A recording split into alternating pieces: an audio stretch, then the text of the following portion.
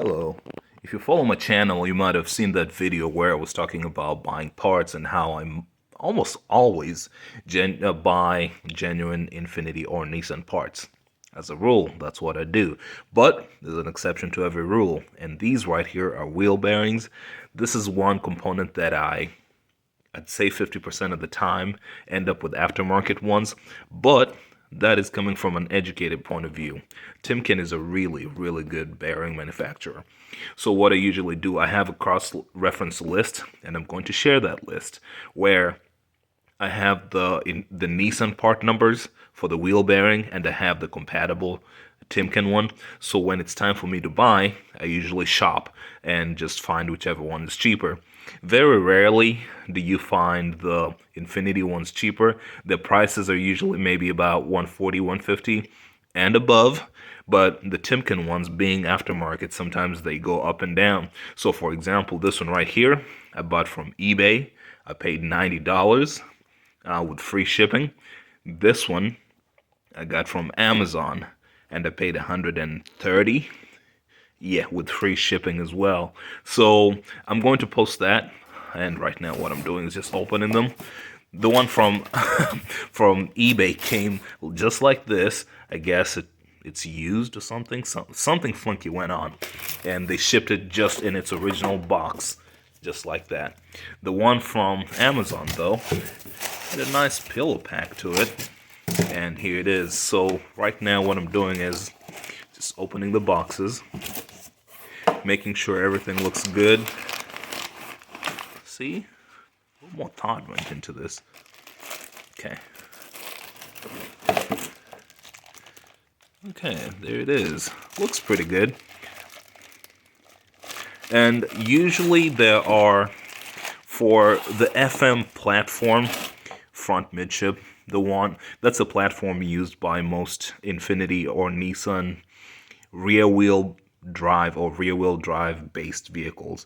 So the 370Zs, G37s, 350Zs, M35s, M45s, FX35s, FX, all that stuff, the newer 2009 and up. All of them use the same rear bearing, but then on the front, they're two different ones. If you're rear wheel drive, the bearing looks like this because it doesn't need an axle to pass through.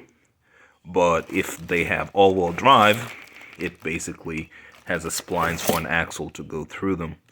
So, yeah, just wanted to show what this looks like. I guess they mounted something. Yeah, this is a U. I don't see any bolts being threaded, but funky stuff went on. I don't really know what went on. Yeah. Just looking at it, giving it a visual. They're pretty heavy for what they are. And I've bought a lot of these. Experiences told me that unless you're repairing them to fix like an accident, if you hit a curb or something and one of them ends up needing replacement, usually if one of them starts rumbling, the other one is not too far behind if it's just due to wear.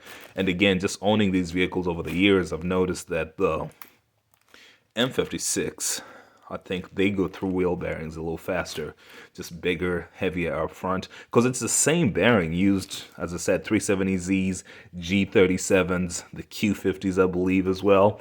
All those different sizes use the same kind of bearing, so this is going to the M56, and as I said, over the years, I've learned that if one is wearing, the other one isn't too far behind. Or sometimes one is just really, really loud compared to the other one, and you replace it, and it's all quiet, but then you start hearing the other one, so might as well just do both of them at the same time. Of course, I took a gamble and bought them from two different sources, but looks okay so far. So I think I'll be doing a video on that if everything goes according to plan.